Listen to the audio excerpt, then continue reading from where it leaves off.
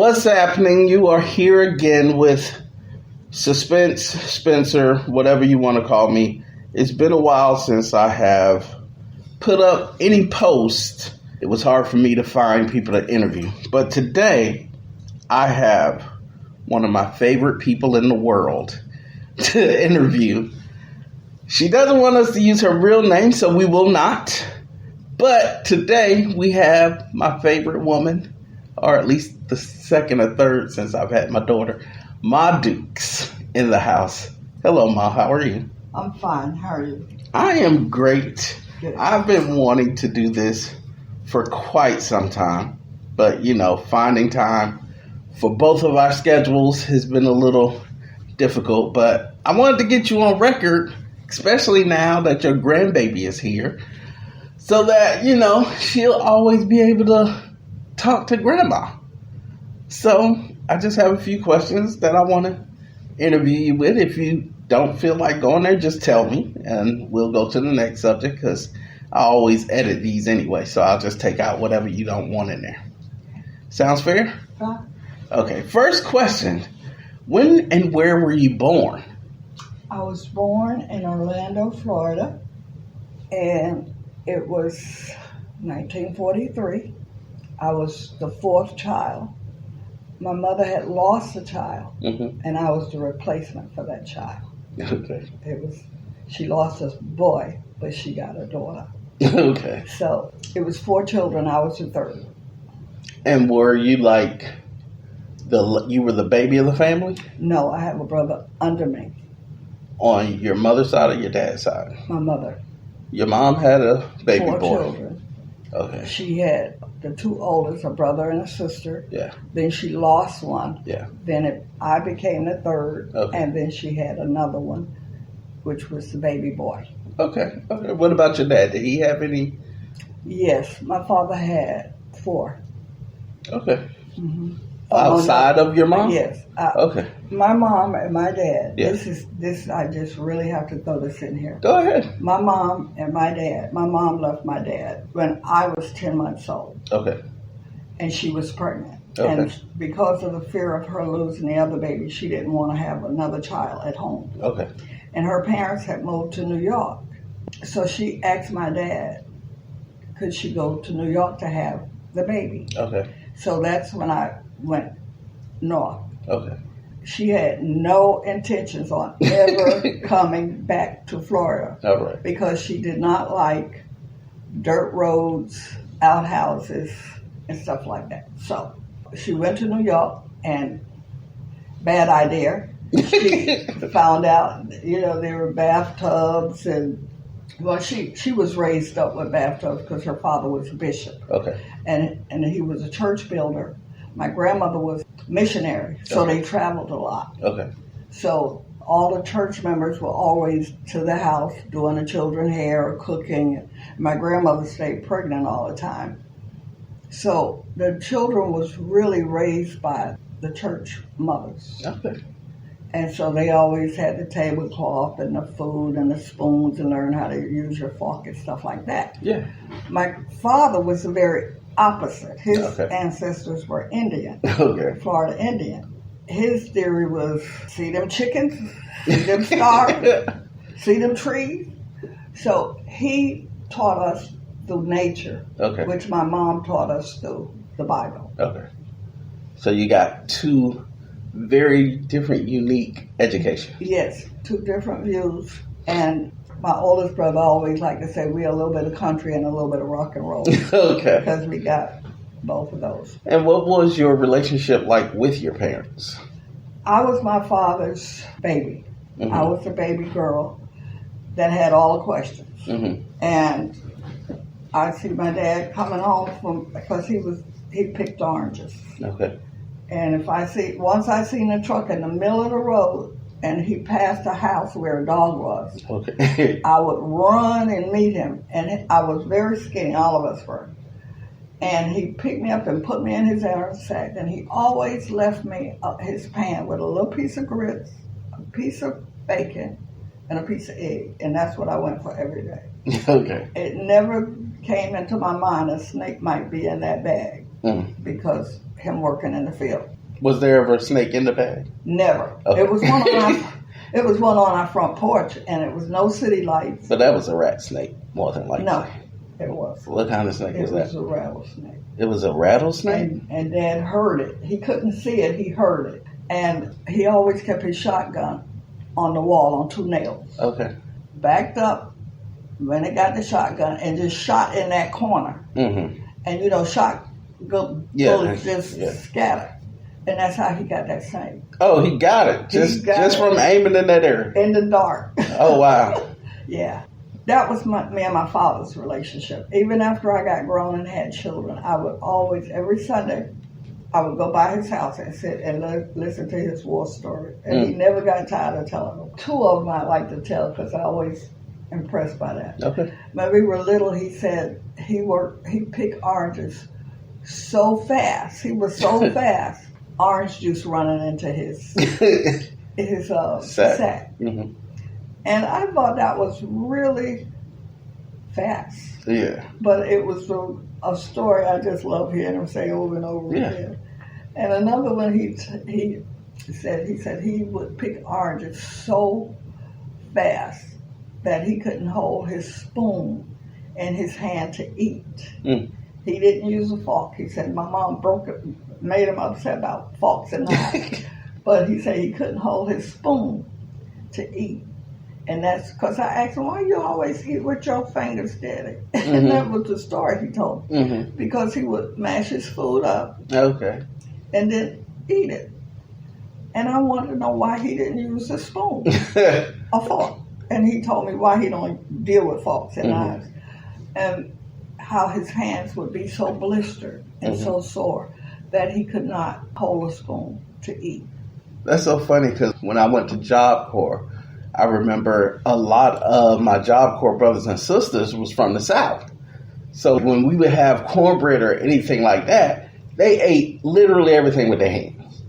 And so growing up with you who had, that New York and Southern way of living, you kind of raised us to where we had to eat and talk proper and all that kind of thing. So when I went and I seen that, I was like, why are you eating with your hands? They was like, what kind of black person are you? Every black person from the South would eat with their hands. But I had never seen it. So now that you say that, I'm like, okay, it was in my family. It just skipped a generation, I guess. Yeah. Well, it really didn't. It was just that we had both sides. And the side we didn't like or that we didn't want to use, we didn't. Okay. When we went to New York, and that's another story, but we was living between my mother and my father. That was when I started telling you about the story of us my mother leaving Florida. Yeah, we're going to get there. But we chose what we wanted out of both sides. Okay. And when we went to New York, we say orange. And everybody laughed at us the way we talk. Yeah. Cup. We come down here, we say cup. Everybody laughed because they say teacup. Okay. What is a teacup? Okay. And we get here and we would learn orange. Everybody laughed because they were saying orange. Okay. So we had to make a lot of adjustments because we was living with my mom and my dad. So what was your relationship like with your mom? My mom was my other half. Even up until the day that she died. When you see me, you see my mom.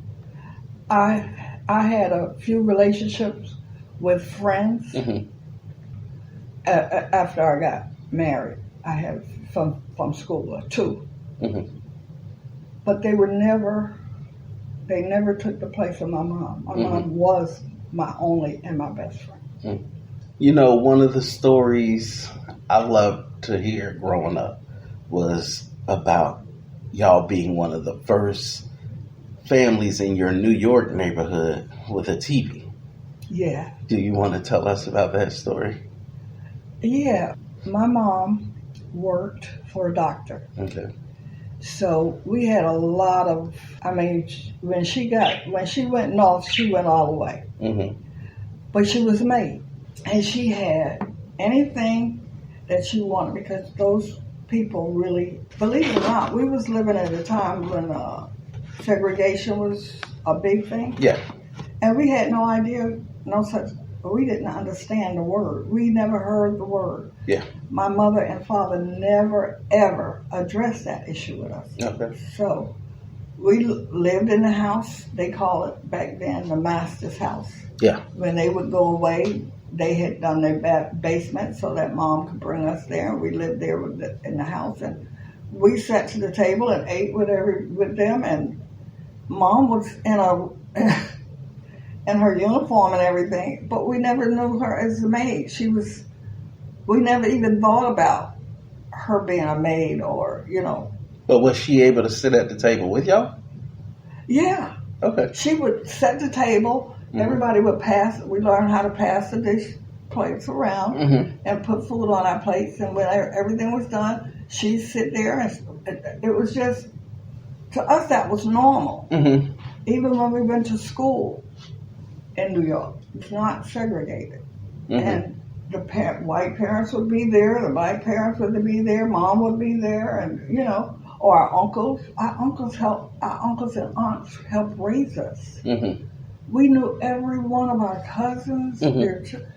We lived in this really huge house. It was 4 stories. Mm-hmm. My grandmother and my mom and us. And the people who my mom worked for got her a television. Granddaddy, who was the bishop, didn't want the television upstairs. He wanted it in the parlor floor, which was the floor they lived on. Okay. The living room was only used for special occasions. Okay. So mom put the television. They had the sofas then back in those days with the slip covers made out of plastic. So you seen the furniture, but you didn't mess it up. Of course. And children automatically knew. You sit on the floor. You don't sit on the furniture. So my grandfather, the screen was about as big as a plate. Okay. That you eat off today. Yeah. And it was a big wood one with this little bitty screen in it. And Granddaddy would never sit on the sofa where the grown folks sat. He always had to stand in front of the TV. Oh, wow. So y'all couldn't see? Nobody could see. And it was kind of funny because, well, it was funny now. It wasn't funny then. Because some of us was looking between his legs. Some was on the side. And the people up, who was sitting on the sofa was up trying to see over his shoulder. But we had the first TV in that neighborhood. Okay. And we were living in Brooklyn at that time. While everybody else was, and we could only watch one show. I Love Lucy?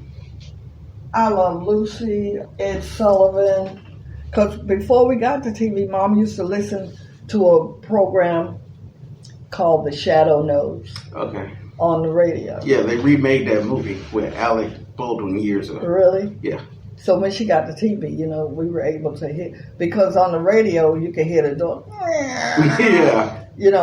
Footprints, boom, boom, boom, boom. I think that's why I love podcasts and podcasting so much. Mm-hmm. When you're listening, you're using your brain, as opposed to when you're watching it, you're thinking more about, what's going on when you're listening, as opposed to visually watching. But we learned how to eat pizza in New York. They used to have the fish shacks on different corners. We learned when the Michael Jackson and the Jackson Fives came up. We were in New York, and the area. And everybody in the neighborhood was coming to the house to watch the TV? No, it was just a family. Okay, all the family was coming. Yeah, but it was 4 stories. You have to, How many people y'all had living in that house? It was 3 families. Oh, wow. And we were on the 4th floor, and then my uncles and them refinished the basement, and then we were able to move down on the basement. Okay. But the community was mixed, and it was a lot of people from the Caribbean in our area, because that's where my grandfather and grandmother was from. So what was it like, if you can remember? Because I know you alluded to the fact of, you didn't realize or know anything about segregation when you was growing up. What was it? Could you tell the difference between going to, I guess it would be called the bodega up north, and going to the grocery store down here in the South, did you even notice a difference, or? It would, okay, to break that down, no, I didn't know the difference. When we went to school, it was integrated. Everybody was treated the same. Here in Orlando, too? No. Okay. I'm up north now. Okay. In New York, everybody, you went there, they had the nurse come in to school. If somebody was sick, they went down to the nurses. Certain times, they did the fire drills. I don't care how cold it was. You had to go outside until the fire alarms went off. The nurses would come in a certain time a month. Everybody got their shots in class. Everything was according. Okay. And they would give you like a tray of vitamins. Oh, wow. Yeah. So you got your vitamins. And then when we were up north, Mom sent 50 cents a week in an envelope for each one of us. Okay. And they opened up a saving account for each child. Oh, wow. Yeah. So we never wore pants. It was always dresses, long socks, ribbons. When we went to church, it was the gloves, the hats, Yeah. So the city lifestyle was totally different. Okay. We never thought about color. We never asked about it. It was never explained to us. And so when we had to make a dive and come down south, you never heard my father or my grandmother, who helped raise us at that time. The one who Auntie wrote the book about, Silas? Yes, Silas. They never ever talked about Race or color. race, color, slavery. No, we were never, and we went to a segregated school. But now that you're saying all this, like you were talking about grandma working for the white people, her serving everybody, and consciously you were never told these things. No. But do you believe that subconsciously, like you definitely saw? Because like you said, New York was totally different from down south. I noticed that after I got to be an adult. Okay. But as a child, it was normal. Okay. When I came down here and it was all segregated school, it was just normal. We just fit in with it. Okay. We never asked, and they never told. Okay. We get up in the morning and you do your chores in the South.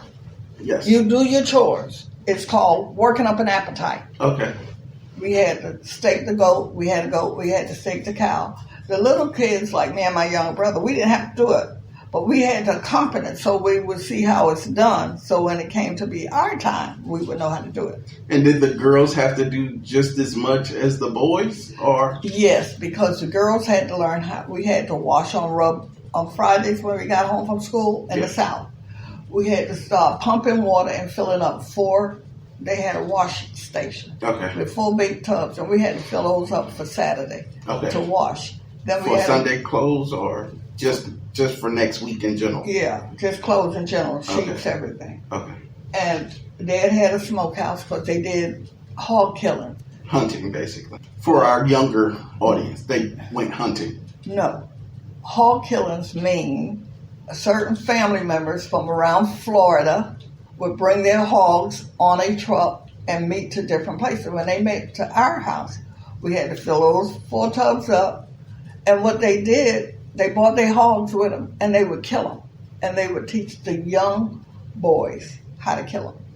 How to kill them and gut them and everything? Yes. Okay. And we only have one family member to this day who still know how to do that. Yeah. He's the only one. And I would love for him to be able to teach my grandsons that because it's a tradition in our family, Yes. But go ahead. So they did the hog killings, and the kids just had to make sure that it was wood for them to keep the pot, or if they wanted us to bring whatever they wanted us to bring, go tell your grandma, give me this. Go get this to your daddy. The children were just the runners, but they would do the hog killing. Now that's hog killing. Hunting is when my dad told my brothers they had hound dogs that was specifically groomed in how to spot the prey. Okay. Hunting was when my father got up that morning, came in the room and said, "Do not feed the dogs today." Mm-hmm. That means we going hunting. Okay.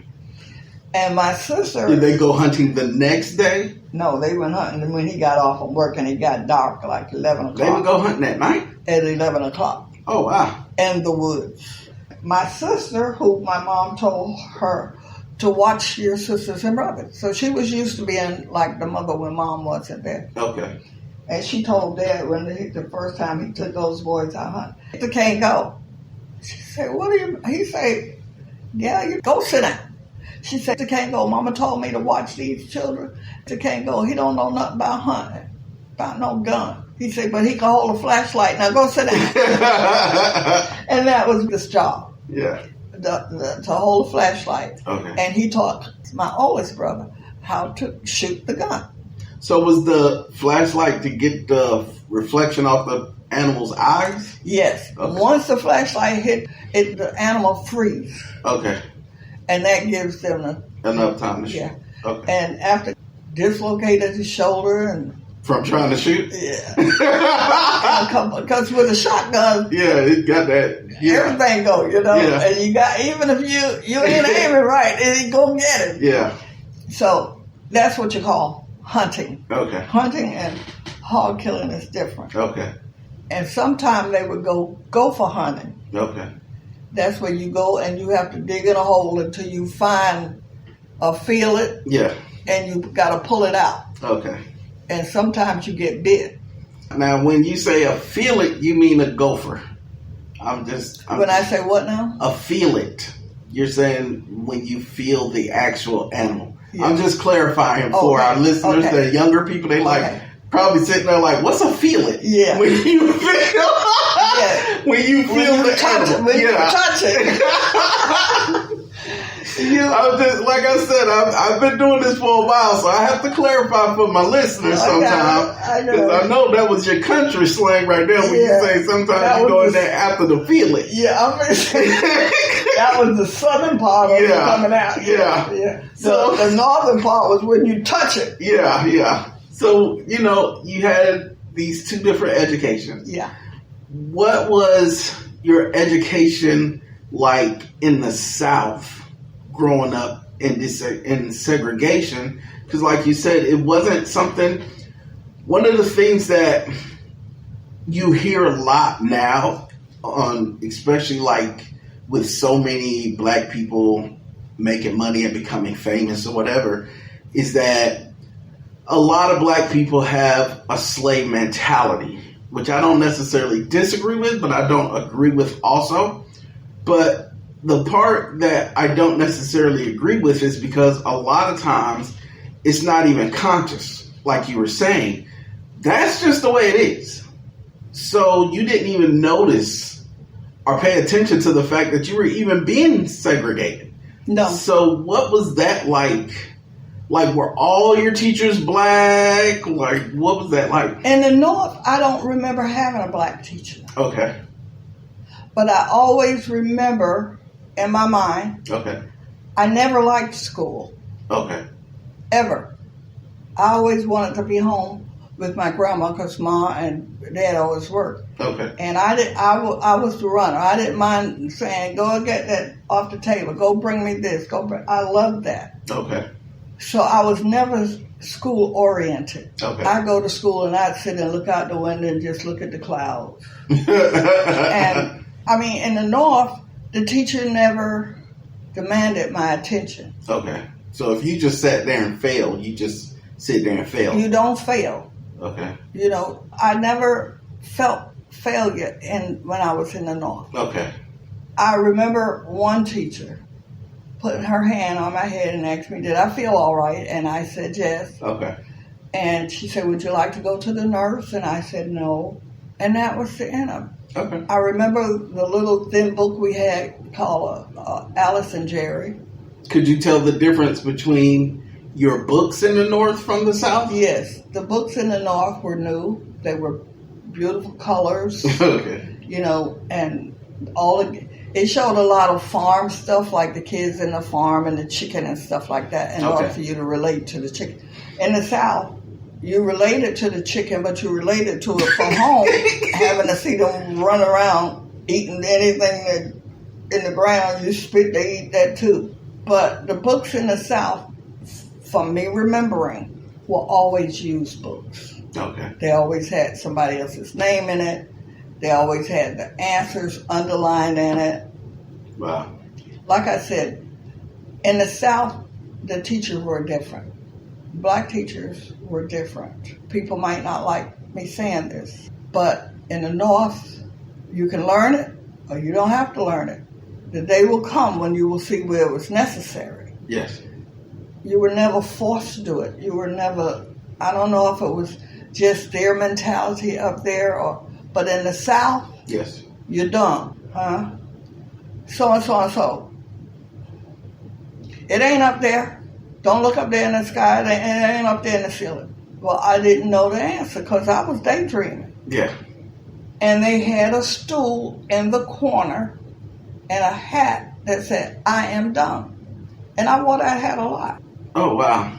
I didn't care. I was glad. Because I wasn't interested in what they were talking about. But so in the North, it was kind of like a helping system.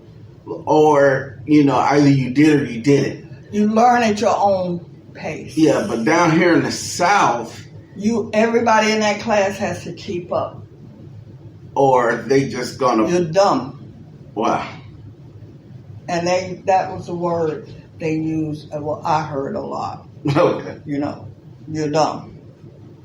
And she'd make me sit in that window, and that was the best place for me because I could see the clouds that were bunnies, or maybe a cow, a giraffe, or something like that. Yeah. Or I would see a flock of birds just coming in, for certain seasons. Or what's so funny about that? Doing the job I do, like if you were a child today, they would more so encourage your daydreaming and possibly try to get you to draw or, use your imagination for something other than just sitting in a corner with a hat on. Well, I like to tell this because it was always funny to me. But, after I got an adult and my grandmother talking to her. But it was this boy in my class. He used to tease me all the time, pull my dress. I had dresses with a bow in the back, pull them loose. And my grandmother down in the South didn't know, never had a girl. So when she braid our hair, she twists string in it to keep it from rattling and loop, because our hair was so fine. And then she would put clothespins on it. Well, that was a joke for these kids. And this one boy would pull my clothespins and wouldn't get. So Grandma told me one day, say, "You don't bring my clothespins back, I'm going to beat you for every one you lose." And I had to tell her that the boy was taking my clothespin. Yeah. And he pulled on my clothes. She said, "Well, you tell the teacher." So one day, he touched my little titties. Well, no girl had no titties, but that's what we call them. So she told me to tell the teacher. So I went and told the teacher that boy touched my titties.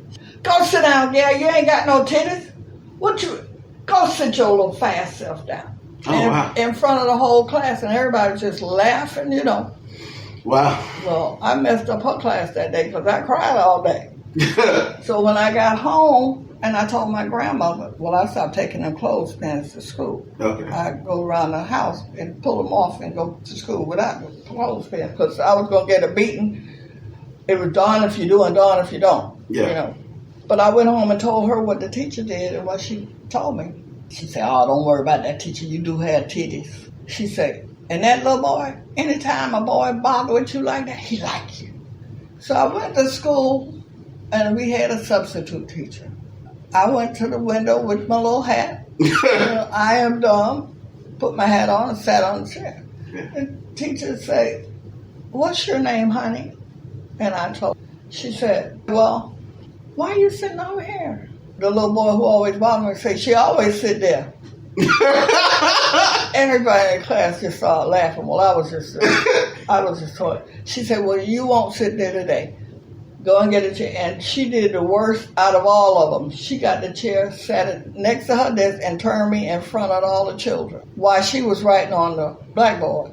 And the little boy who my grandmama said liked me, threw spitballs at me all day. I'm laughing, but a part of it is really sad because as a child, you had no one protecting you. And I hated, every day I hated school more and more and more. And I didn't learn what it was until after, In fact, I had my children, I didn't even understand what it was, bullying. Mm-hmm. But I had been bullied my whole life in school because I never was interested in what they're saying. I never learned how the apostrophe, the question mark. I didn't care about that. You just talk. Yeah. We didn't have TVs and all these kinds of things. You just talked. And there was no periods, no commas when you talk. So when you go to school and they got these little things sitting up here, it just don't make sense to me. But anyway, that's how my education was in the South and in the North. With something else you alluded to, you didn't have all this technology now, right? So no lights, no TV, no telephone. You're getting older, you're getting in your teens. What did you do because as a kid, you just kind of go with the flow of what adults tell you. As you're becoming older, what did you do more to stimulate your brain or just for entertainment or whatever? I didn't understand it then, but I understand it now. I use my imagination. And it wasn't until I was an adult, because I dropped out of school when I was in the 10th grade. I got tired of being bullied. That's what they call it now. But if girls had their boyfriends, I had to go to an all-girls school because my grandmother's daughter went to an all-girls school. My sister went to an all-girls school. This was in New York. Okay. I had to go to an all-girls school. So it was a girls' school and then the boys' annex about 2 blocks down. So girls had their boyfriends and stuff like that. I never did. I was just always alone. And the girls just picked on me. I had to eat by myself, But the one thing about the school in the North, I took up cosmetology, and you got the first class was they called etiquette. You had to everybody, certain names would be on the thing every day. Who had to walk around the class, and the girls had a chance to say how you look, how you dress, how your hair was, and teach you how to sit, how to talk, and to be a lady. That was my first class. Then I had class in math and English, science, and then 4 hours. They had picked a salon for you to work as a apprentice. So those 4 hours, you only had 4 hours in school and 4 hours in your trade or skill. That was in the North. Yeah. In the South, they had a class for cooking. They had a class for cosmetology. Home economics. Yeah. Yeah. They don't even have that class anymore.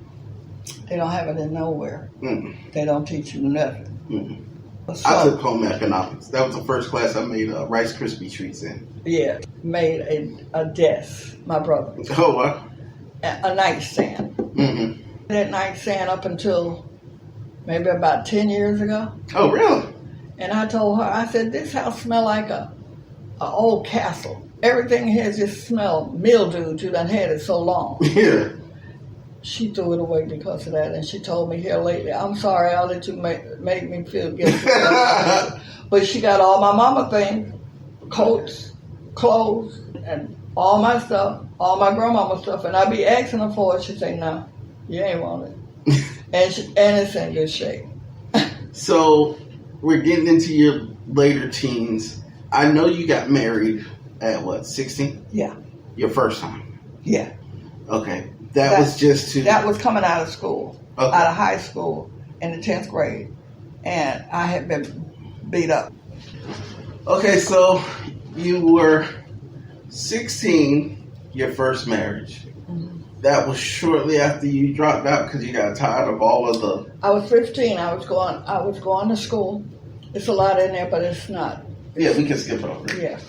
But I was going to school one morning, living in Long Island, across this interstate from Kennedy Airport. The airplanes came right over our head. We would literally see the wheels coming out as they were landing. Mom had bought a house out in Long Island, and I had to catch a bus. I had to walk to the bus stop, which was 2 blocks away. Just imagine it done snowed you in, and everybody had to clean their walkways. Okay. So I had to walk 2 blocks. I had to catch a bus to the subway. Went down, caught the subway. I had to change trains to get downtown Brooklyn. Then you had to walk 2 blocks to the school. Imagine it done snowed. You have to imagine it was snowing because this was the last day of my school, and I'll never forget it. Okay. And girls had their boyfriends and whatever, and they would be laughing at me because I was by myself. This one morning, nothing was different except the girls was by themselves. And they came and kept pushing me.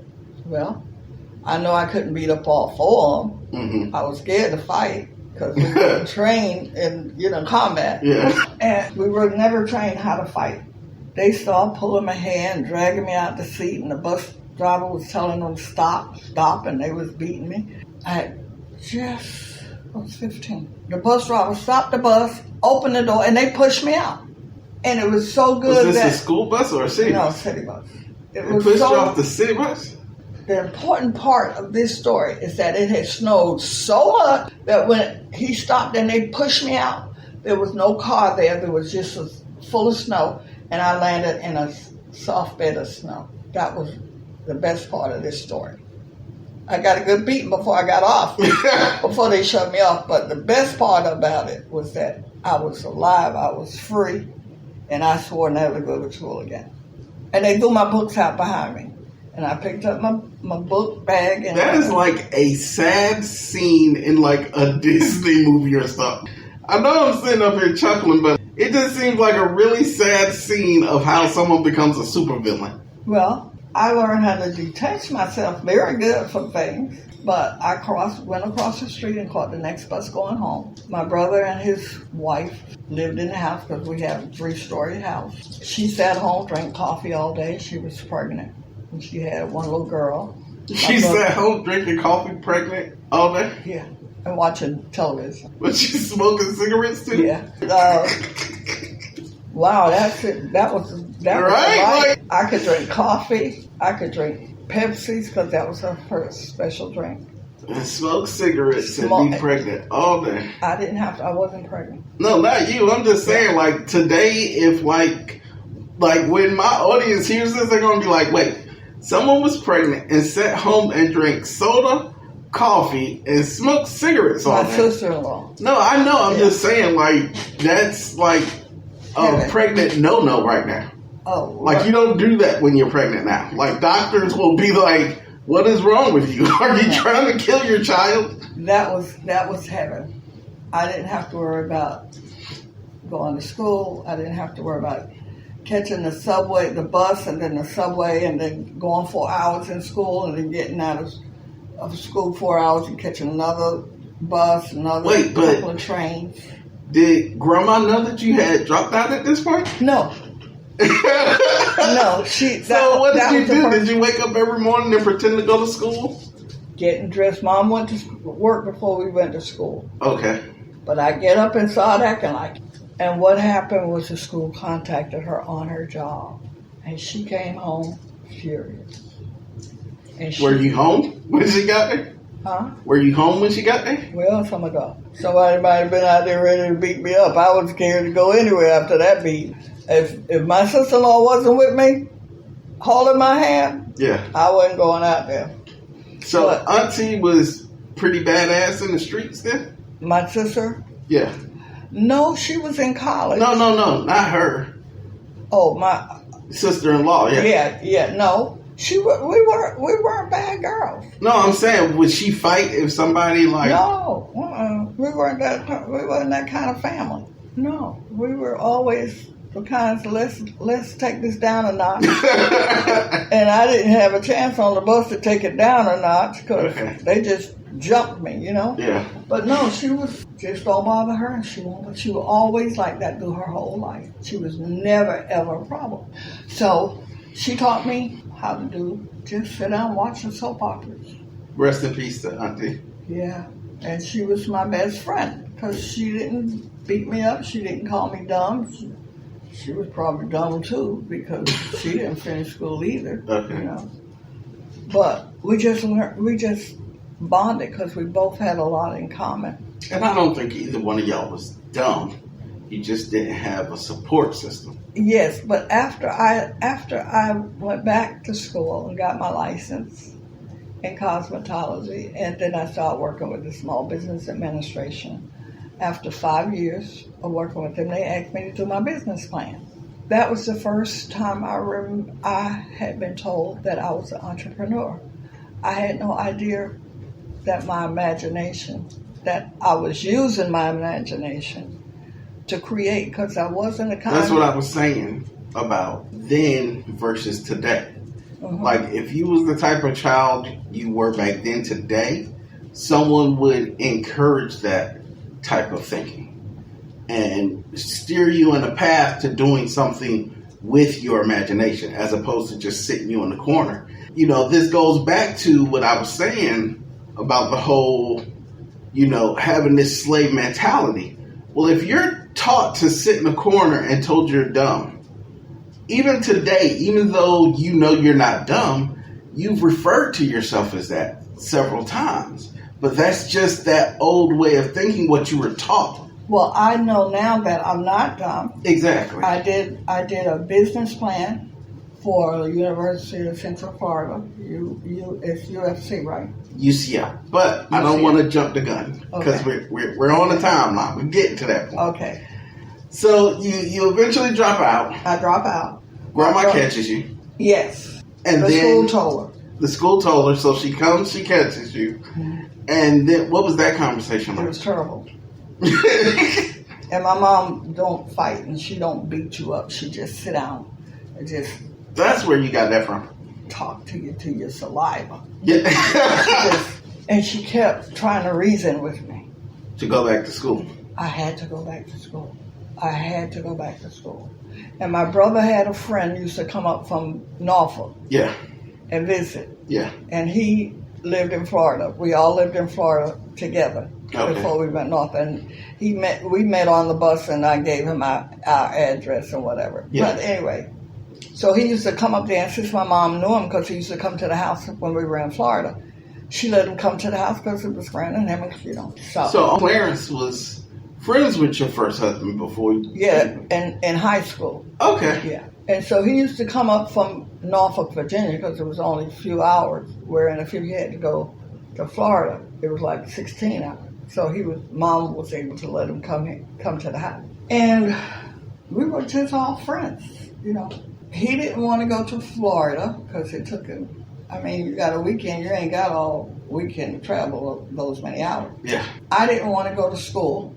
I refused to go to school. When he would come, we would be talking about it and laughing about it. And Mom threatened to send me back down to Dad. I didn't want to go back to Dad. Good. Because all the other children had stopped going. And when I went, I had to do it. I had to do everything. I knew how to do it, but my dad was he didn't want no girls to the house. No, don't mess with him, Gary Dad. There was a little place down there that the kids used to go and dance. Okay. No, we had no TV. We had no light. I had to sweep the yard because we didn't have grass. So long story short, you had no freedom in Florida, so you was not coming back to Florida.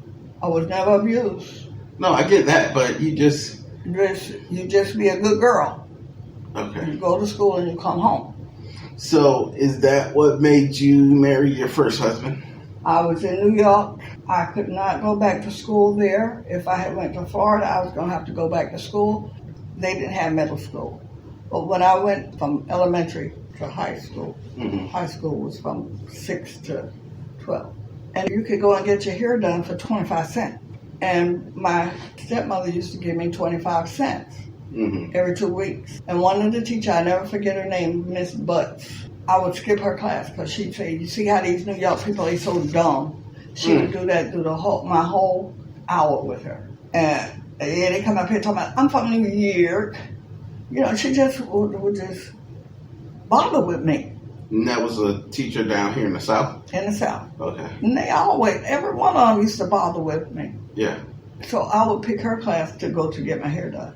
Okay. That hour. You have to go and tell them when you come and everything. And I know if I asked her, she wasn't going to let me go, so I figured she'd think I just didn't come to school that day. They say, no, she here. that little short, big butt woman came down to that salon, half of my hair was up, ready to be, and half of it was straight. And she made me go and sit that whole class with my hair like that. You know, everybody, and I just sat there. So coming back to school here was a nightmare. The girls bothered with me here because their boys would look at me. I had no idea these boys even exist. So I was just annihilated from everybody. In New York, it was the same thing. Those girls had their boyfriends. Isolated. Yeah, I mean, I don't care. I don't know who. I ain't never seen him before. I didn't pay no attention. But evidently the boys would say something. Who is that girl over there? You know. They saw you, even though you didn't see them.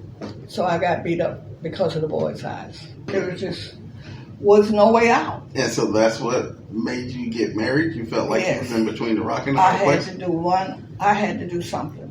But you were underage. How did you go about getting married? Because my mom said she would. I said, "You're not going to sign?" She said, "No." I said, "If you don't sign for me, I'm going to." It was a lady that my uncle was living with. She was the one who gave girls abortions and, you know. Oh, wow. You knew a backdoor abortionist? Home abortion. Yeah, that wasn't illegal. That was backdoor stuff. Yeah. And I told Mom, if you don't sign for me, I'm going to ask Lucy to sign for me. And that was just a disgrace in our family. Mama said, okay. She didn't tell Dad. Because her and Dad was, even I have to say this part. Mom went to New York and she never came back. Mm-hmm. She came back with us one time because when they got the divorce, Dad honored my children too. So he worked and got money and had Mom come back to Florida. I was 6 years old. Mm-hmm. That's how long it took him to work and get enough money to divorce her. How old was she when y'all left? I was 6 months. I was 10 months old. You were one. It took him 6 years to be able to I was just save up enough money? And it took him that long to work picking fruit to get enough money to divorce my mom. Oh, wow. And they were arguing. Mom said he was savage. He said Mom's family was a snob. So he said, okay. They stay with you 2 years, so they stay with you 1 year. So that's how we was raised. Okay. 2 years in New York, 1 year in Florida. Yes. So Mom was going to send me back here. I was in college. Parents went in the military, finished in high school in New York, and I got married. And me and my first husband was talking one day.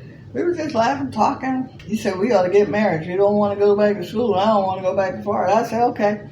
That was my back door. And he was in the Navy. So I was 16, 17, 18, 19. He was in Spain and all over the world all the time. So I was just home, me and my sister-in-law, smoking cigarettes, drinking coffee and Pepsi. And then she had children. She had a little girl before my brother. But by the time my husband got out of the military, she had 3 kids. Uncle was putting that work. Her third child was 6 months old before I had my first child.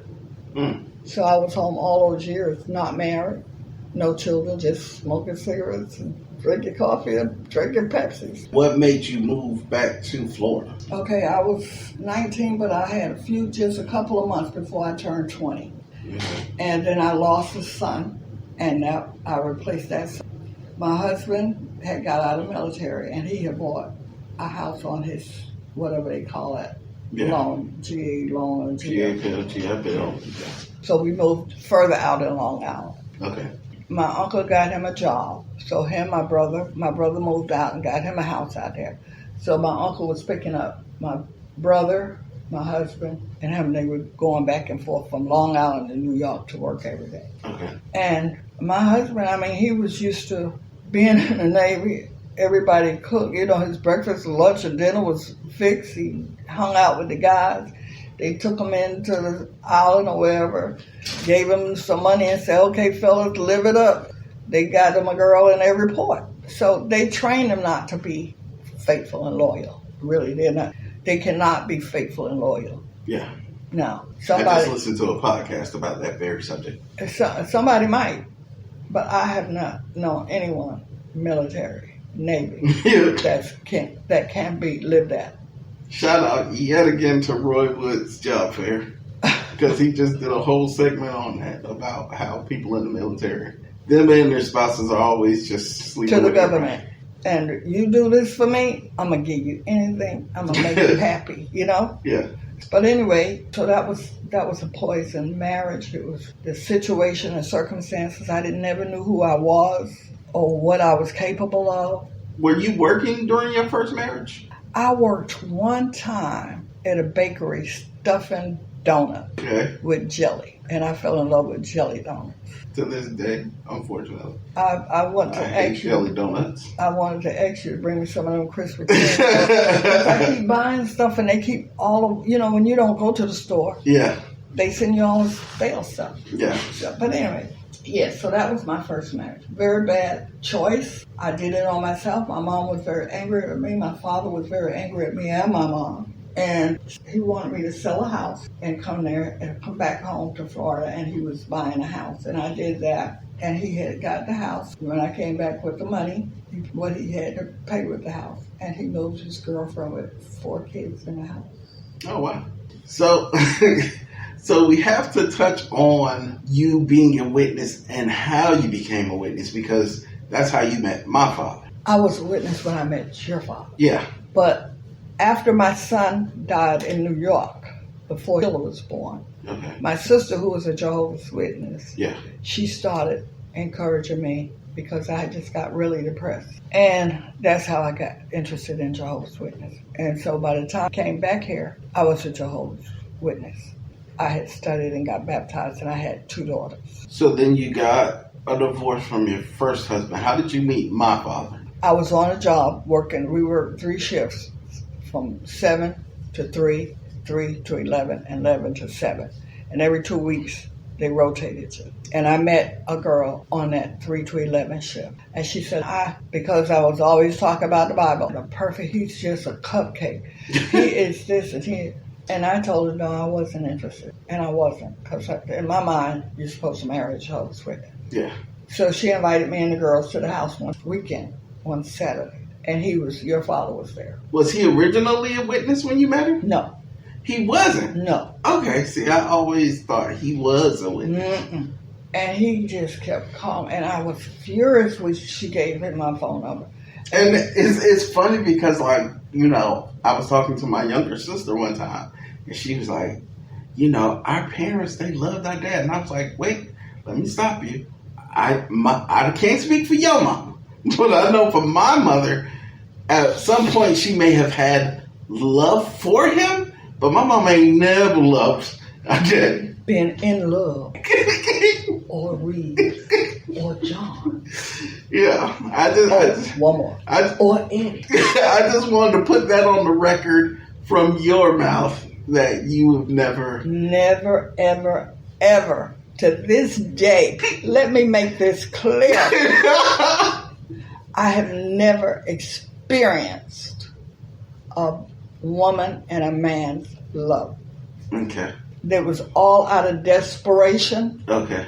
Every relationship I've had has been me trying to elevate myself, find myself. How do you love? How do you know who he loves you? I have never had a man who had a job. Oh, wow. So you're duped into going to this woman's house and my father is there. Yes. And after that, he clearly loved the way you look. He ran me down till I just said, okay, I give up. So what made him become a witness then? Because I wasn't going to stop. And that was all I talked about 24/7. So a friend of mine, they would come over and he'd start studying with him. And he became a Jehovah's Witness. Oh, okay. I thought my dad was a witness when you met him. He was a bully. Okay. So you married my father. You have me and my brother. You have a miscarriage in between, but basically you had me and my brother. Mm-hmm. That didn't work out. 2 girls, 2 boys. Yeah, by now you have 2 girls, 2 boys. 2 girls from your first marriage. Me and my brother from your second marriage. So we're not going to go into details, but that didn't work out. You get a divorce. So now what are you doing? You're a divorced mother of 4. I'm struggling. I'm doing everything I can to make this life work for me and for kids. Were you getting any help from any men? No, I never, and I have to put this on the record. I've never went with a man who got up and put money on my table. I never believed in that. I was not that kind of woman. What Never. you mean you never believed in that? You mean child support, or what do you mean? I don't care if it was child support or a relationship. I've never had a man give me money. Okay. Never. But Ever. what do you mean when you say you don't believe in that? I believe that a husband shouldn't have to be told how to take care of his wife. He is responsible. He knows he's the head. And anything his wife bring in that house, whether it was work or whatever, it's a plus for him. This is what I try to explain to my wife, too, because, I try to tell her, like, I'm in love with her, but I see a lot of you in her. Mm-hmm. But, the reason why I was single for so long is because it's hard to find a woman nowadays who thinks like my wife or like you. You raised me to believe like no matter who you end up with, they should be a helpmate. Yes. And bring something to the table. More than it was nothing for me to give all of what I made in the house, all of it. But when you're struggling to take care of 4 children and a man, that's complicated. Yes. Because the man eat more than all 4 of the children. And then they're like, where are my shoes? Do you know where my shirt? And so you're washing, you're ironing, you're cooking, and you're just there in the bed with him, hating him. And here you saying you a Christian, you love everybody, but you hating this man. You want him to die. You could literally say in your mind, I'm going to make sure I put him out good. Because I don't want that hatred to be in my heart. Oh my God. How you going to lay him out when he dies? Yeah. And it came to me one day. If your right eye offend you, pluck it off. Yeah. If your right hand offend you, cut it off. And it got easy like that with my first husband. Leave him. He done took every dime you had, left you in a bus terminal, bought a house and put the woman in it, and I was just able to make a clean cut. So let me ask, what was it like with that kind of mentality? What was it like as a black woman in the South during this time? Because again, a lot of these girls nowadays, they have a hand up as opposed to what women back in your times had. But then to add on to the fact that you're a black woman? Back then, that's where I began to learn who I was through these terrible mistakes I was making. That's how I learned I wasn't dumb. That's how I learned I was strong. That's where I learned everything my mother and father had put in there. Yes. It was there. It was just dormant. And it was nothing for me to get out of my marriages. I mean, I cooked breakfast, clean the house, and she out with the kids. Come evening, they've been gone all day. Well, she'll be on the phone because it's time for her to feed the children and get in bed. Oh, so you just left them like... Boom! All 3 of them. None of them knew when, where, or how. Okay. Yeah. So they just woke up one day and you was just... And hated me worse. Hush. And I was like, see ya. Okay. Just me and my kid. I let him have a house, the food, the clothes, the detergent, the soap, and me and my children had a room somewhere on the floor on a blanket. That's the way I did. I've been married 3 times, and I've never had a man to leave me. Never. Now, I say all of that to say it was not easy, especially in the South. So I learned how to hustle. That's another thing I learned. I learned how to go to people's house and do their hair. I learned how to take people to the grocery store for them to spend their food stamps, and they give me so many of them for me to buy food. I learned how to take people to the laundromat, and they give me money, and I wash my clothes. I just learned how to clean people's houses. Where I worked that day and they paid me that day. I learned how to hustle, how to support my 4 kids. But I was never home. Okay. I remember you working at Southland up until I was about 5 or 6. Mm-hmm. At that time, financially, that was like the best job I remember you had. That was the best job I had. So you got remarried to your 3rd husband around that time as well. All I needed was a husband. So we're just going to flash fast forward past that part. Okay. But I remember, you got your divorce, all that stuff. Mm. I remember around the time I probably was about 12 when you went back to cosmetology. Mm-mm. How old was I when you went back? You was in school. No, I know. When But how old was I? You was like, I went back to school. What year did you go back? I'm trying to think how old you was. What year did you You go was back? in the first grade. When you went to cosmetology school? Mhm. I thought we was living out there in their Altamont. We was, but I started going when Oh, it took you that long to finish because you were working so much. yeah, and then I had dropped out, Yes. and then they got me a letter saying if I come back, I could get all my. Okay, I remember now. Mhm. Okay, so I was like in the first grade when you started, but that was also around the time when you left John. Mm-hmm. Right. So it was like what? I was like in the third or fourth or fifth grade by the time you actually completed and started doing hair for a living. No, I had completed before then, but I was doing it in the house. It wasn't until you was like about the second or third before I got into a shop, Wrights. Well, over on Church Street to Nels, and then I went to another shop on Carroll. Mm-hmm. How come I remember you working so many jobs as a kid? Like, I remember you working 3 and 4 jobs, even. Because I did. I worked at the warehouse in the day. At night, I cleaned offices. On Saturday, I went and cleaned somebody's house. And from there, I went to a temporary service and worked. And then on Sundays, I went to a temporary place. So I was working like 4 jobs a week to survive. But then my parents, you have to understand, my parents didn't know nothing about no food stamps, no welfare, nothing. Their attitude was, if that man at this store give that lady next door to you a bag of sugar, he'll sell you one too. You don't have enough sugar to share with your neighbor, and she don't have enough to share with you. Mm-hmm. But everything you get, you pay for it. But the part I'm trying to get to is you were working all those jobs. When you started doing hair, I remember you not working as much, but you were still working 2 or 3 jobs. I pretty much remember you working 2 or 3 jobs from like kindergarten up until I probably was around 7th or 8th grade. You're right.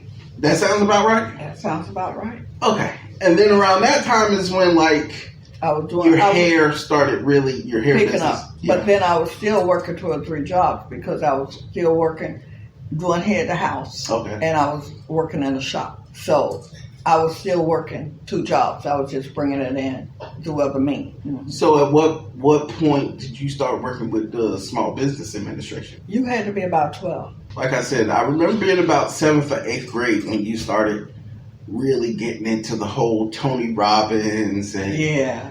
we're going to, your business is going to take off and we're going to buy a home and you're going to have all these salons. That's around the time I remember all that stuff starting to take off. And I was into it deep. I was in with the Jehovah's Witnesses deep, and I was in with the Tony Robbins and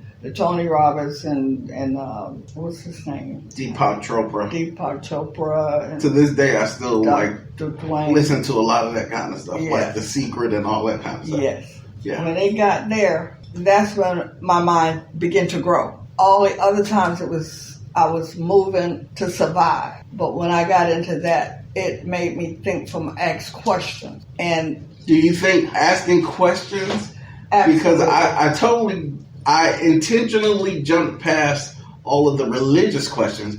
But do you think when you started asking questions, that's what made you like veer away from organized religion? I was. Absolutely. I have learned in life out of all the bad things that happened, they were not bad. They were education. You have 2 choices in life. They are you have a lesson. Mm-hmm. People you meet in your life will give you a lesson. And if you learn from it real good, you will receive a blessing. It all comes in learning. Where to stop. What don't fit.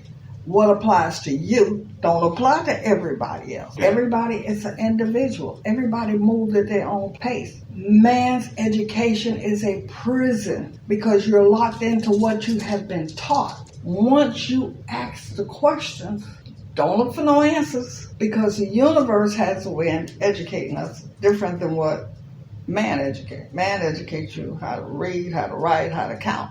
on his figures, on what he was learned from somebody else. But when the university too, it teaches you individually according to your speed, and you see things differently. I believe that. Yeah. So, like I said, it was around 7th or 8th grade for me when you started seeking knowledge, as we'll address it. Mm-hmm. So, by the time I was in the 9th grade is when I remember you really starting to do well. Mm-hmm. Because I opened a daycare too. Yeah. See, I began to expand how to make my income. So I was doing hair at the house. I opened a shop. I got the daycare. The daycare was giving me, I was grossing $10,000 a month off the daycare. So, all that happens. I'm just using my own mental timeline. Well, you was there. Yeah, I was there. So I go to Job Corps. I come back home. You are tearing. You were just killing the game at this point. Okay. When did it all start to break again, and why do you feel it? Yeah. You want the truth, or you gonna edit it out if it ain't right? Both. Okay. I want the truth, but if it's something you don't want to touch on, just tell me, and we don't have to. I needed a hug, and I got involved, and that's when the break came. Yeah, it was a foolish move, but it's natural that a male, it's not good for a man to be alone, but that's where the break came in. I'm so glad you said that because my Job Corps brother Herb. Mm-hmm. Me and him talk about this all the time, and we see it all the time with so many of these women, especially today, who has this. Oh, I got my own, and I do this, and blah blah blah blah blah, and I don't need a man. And with each one of them, the minute they get a man, that's usually their downfall. Instead of just accepting the fact that we all want somebody, and I get that you'd rather be alone than to have to put up with bullcrap. That mentality, I think, is what breaks a lot of people, especially women. But it's true because everybody, it is a natural thing because it is a male-female. Yes. It's not good for man to be alone. Yes. That's natural. Yes, I agree. And so, but when somebody else said, but it's the way you do it. Yes. I didn't just, I got children, you just can't stay here, But that was where I did my downfall. And once you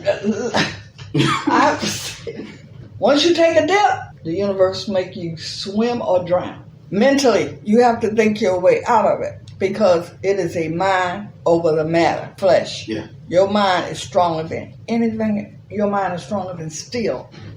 Once you say, this ain't working, I was doing good, you have to detach yourself like you would have a razor. Mm. What the other party think? I don't have a problem. It ain't working for me. It works for you because I'm your pacifier, but I don't have a pacifier. So you have to make that decision, which is the right decision. Staying here and being a pacifier, or get your butt out the sand and get yourself together. And from that to this day, I'm still paying the price for all four of those. That's what I was going to say. Like, I remember you doing so well, and then you just hit a dip. And it doesn't seem like financially wise. Because I personally believe... Mentally or physically. Because when you take that dip, your brain going up, your mind going to a freeze. You got to wake that thing back up and say, look, to this day, I'm still struggling from the aftermath of all of the job, the children, the downfall, the religion, all of that. I'm still struggling to overcome it. Even death cannot master me now. But look what the price I paid for it. I lost my kids, my health, my parents. All of that I lost. The one thing I'm left with is my health, is my life. Not health, life. But because I think for myself, it has brought me to a new place where I'm no longer dependent on man. Not a doctor, it is teaching me how to go back home, which is the tree of life. So, how do you think, especially for my female listeners, and especially for my female black listeners, how do you think they can avoid some of those downfalls and pits? I'm going to be honest with you.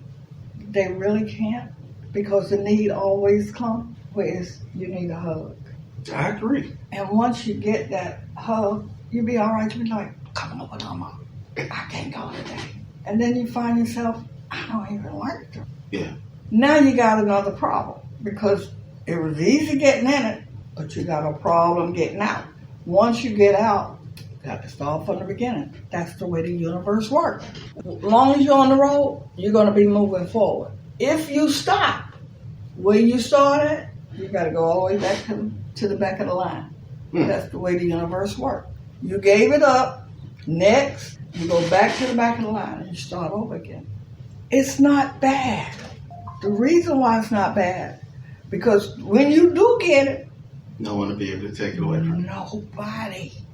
I don't care how rich he is, how pretty she is, how much money they got. Nothing. All you can think about, looking behind and see that big old long line? I ain't going back there. You go stay focused. Your mind is now prepared to take the body with it. All of a sudden, your mind, you put it in the front. The body, the hug that should have been in the back in the first place, you finally know where those two go. So making the mistakes ain't bad. It's just start getting to the back of the line that it gets bad. You start learning how to prioritize. You learn how to say what, and you do it mentally. Nobody, you can go to your friend, girl, he did this, girl, he did, this woman driving me, baby. You can go do all that. Nobody has that answer except you. And it's all mental. And once you get there, I guarantee every one of your listeners, not even death, will have authority over it. Because you no longer use your eyes. You no longer use anybody's comments. You learn how to detach yourself to one thing. Ain't no what they call meditation. You ask the question. All you have to do is ask the question, and the universe will take you to it. I will say this. Don't look for it to happen today, tomorrow. It might not happen for 10 years. But if you stay focused, what you get, you can't even comprehend. No one in your atmosphere can even comprehend what you can accomplish. All my life, everybody thought, I thought it was me. Why they don't love me? Why my kids turn away from me? Why my jobs, I work hard and they give everybody else a promotion. I always thought it was me. Yeah. It's not you. It's your thinking. Once you put your mind to something, not even death. I say that because, and I don't know if I should say this, that I was in hospice. You know that. Yeah. And you were so loving, you didn't even tell me that I was in hospice. But I proved to my doctor, the doctor who was coming in, that I didn't give a crap about this. I wasn't going through all that I went through just to come up under the dirt. My father used to say all the time, every day is a good day you wake up and you on top of the dirt instead of the dirt on top of you. My dad used to say that. Is there anything that you would change or do over again? No. No, not at all? Not at all. Out of all the people, like I said, I know you didn't want to touch on specific subjects, and this is one of them, but I just have to ask this question. You don't have to answer. But out of all the people who you've lost, who you loved, if you could have 5 minutes with just one person, who would that be? I do have that time with her. Who's that? My mother. Okay. I feel my mother through your daughter. Definitely has those Williams characteristics. Lastly, I would love to ask any advice you have for my listeners. If you could tell anybody, male, female, black, white, whatever, what piece of advice would you give? Because you are, 78? Something like that. Okay, something like that.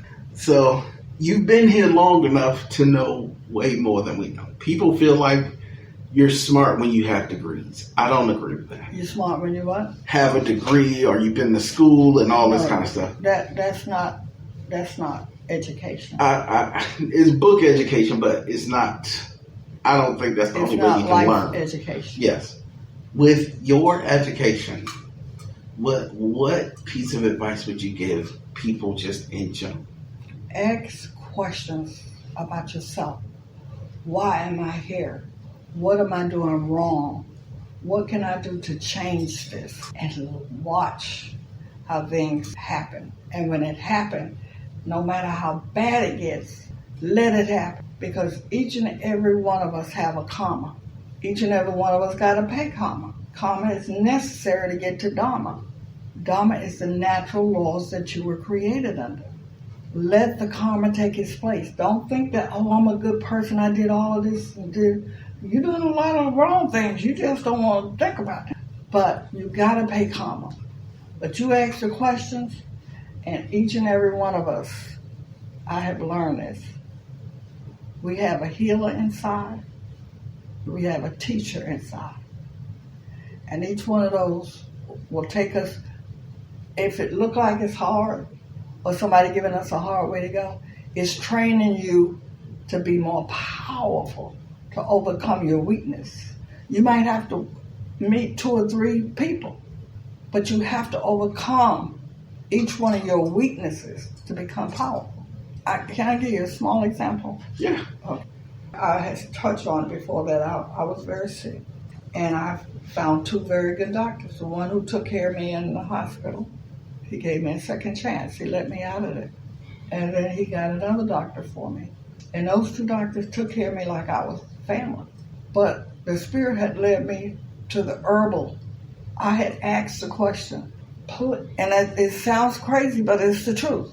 Show me the Garden of Eden. I want to go back there.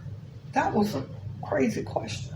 But when my mother was dying, the one thing I told her, I'm going to defeat death because of what it did to you and Daddy. I never thought I'd be in a nursing home like her, on hospice. But because I asked those questions, I went through a lot, the sickest part of my life. But through all of those experiences and moving with people I thought was my friend and my family, I ran into learning about herbs. And I started using herbs. I got sick again, but I didn't give up. I continued to ask the question. I'm doing this, I'm doing that. Why isn't things changing? Why is my health changing? It took me to another level of the herbal medicines, how to make them, how to take them, and whatever. I had to stand up to 2 doctors. They said, do you understand? You're going to have a stroke. Do you understand what your heart is like? I had to stand up to them and say, I'm not taking that medicine anymore. It's making me sick. And every time it was time for me to go to the doctor, I was like, Father, you know they're going to look at how I feel, my heart, but I went. And the last time I went to the doctor, about 3 weeks ago, that doctor never even called me by my name out of 9 years. And he walked in the office and because he swore I wouldn't come back there. 240 blood pressure over 190. I'll see you next time, Mister. Now, he never called my name.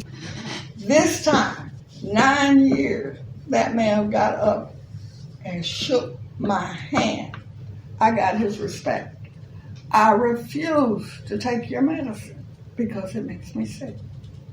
They never asked her, well, what? They said, we'll take care of you and respect your wishes. My wishes was I didn't want to take the medicine. I was going to meet death on his own territory.